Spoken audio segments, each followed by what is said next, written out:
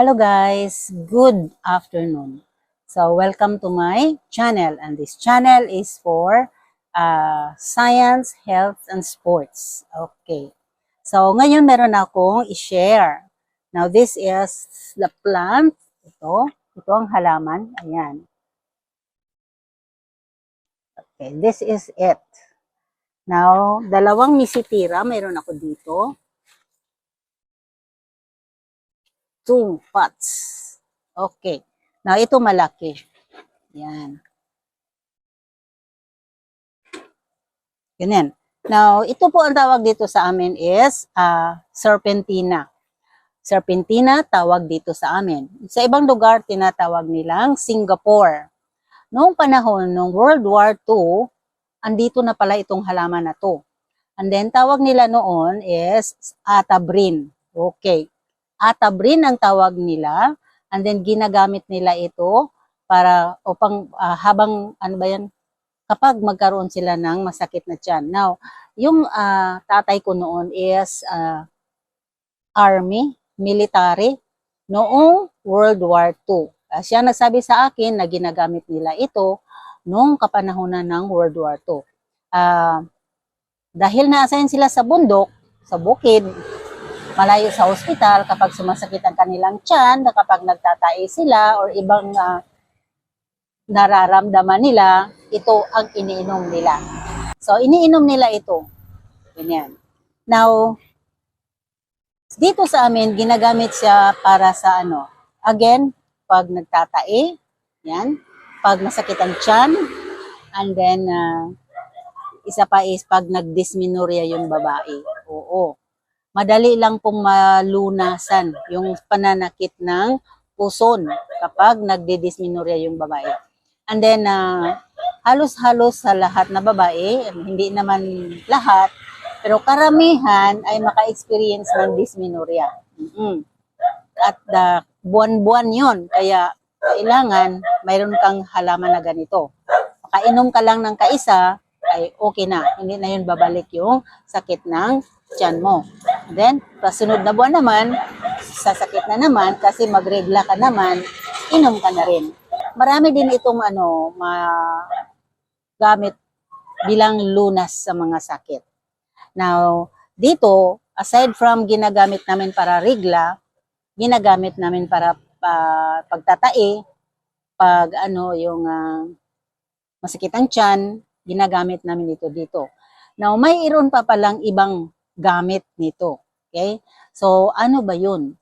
Yung pag mayroong prostate cancer, ginagamit ito yung bang lower the cancer cells. Oo.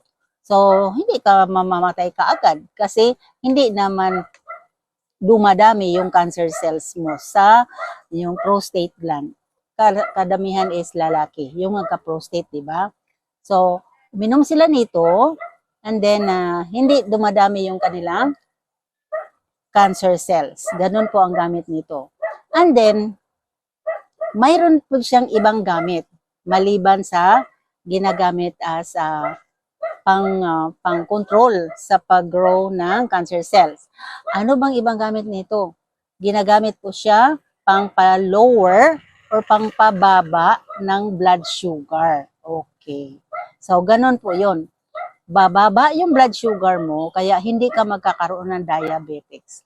Experience ko ito kasi noon kasi umiinom lang ako nito kapag masakit ang tiyan, nagdysmenorrhea. Pero nung nagka-diabetic 2 ako, ano ba yun? Diabetic type 2 ako noon. Okay? Now, yung gamot ko noon para diabetic is Diamicron. And then, pag marinig ko nung mas iba magsabi na pag palagi daw uminom ng para pang blood sugar is masisira daw yung kidney, masisira yung liver.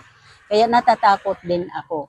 Kaya nung may narinig ako tungkol dito sa halaman na ito na maipababa niya ang blood sugar, sinubukan ko. And then, yun, totoo. Kasi, yung sugar ko is bumaba. And then, ang ginawa ko is, I slowly stop my, yung gamot ko. dahan-dahan ko siyang hininto, and then ito na, para bang slowly change, okay? And then ito nang iniinom ko sa aking blood sugar. And then sa awa ng Diyos, kapag naglaboratory ako every 3 months, kasi every 3 months yung laboratory ko, yung sugar ko, it's either 95 or 105, ganun. So, it's normal. Kaya, kapag alam ko na naparami ako ng kain ng carbohydrates, pagkagabi umiinom ako nito. Yan. Oo. Pag alam kong nakaano ako ng nakakain ako ng nakapag-trigger na tumaas yung sugar ko, umiinom ako nito. And then, may mga minsan din na parang tumataas yung blood pressure, ito rin ang iniinom ko. And then, kailangan kasi nating uminom ng pangpakontrol ng blood sugar. Kasi kapag tumaas ang blood sugar natin, may maraming sakit na dumating sa ating katawan. Ganon po yun. Kaya, unahin ang blood sugar, pababain ang blood sugar, the rest is, maano lang yan, mo-follow lang yan na magiging control na, magiging healthy yung katawan natin.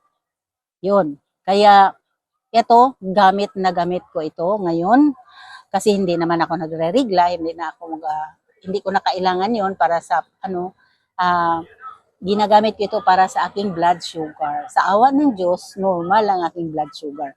Hindi na ako natatakot. Yan. Kahit kumain pa ako ng ice cream, kumain pa ako ng mga ganun na pwedeng mag-trigger sa sugar ko, ito na ang iniinom ko.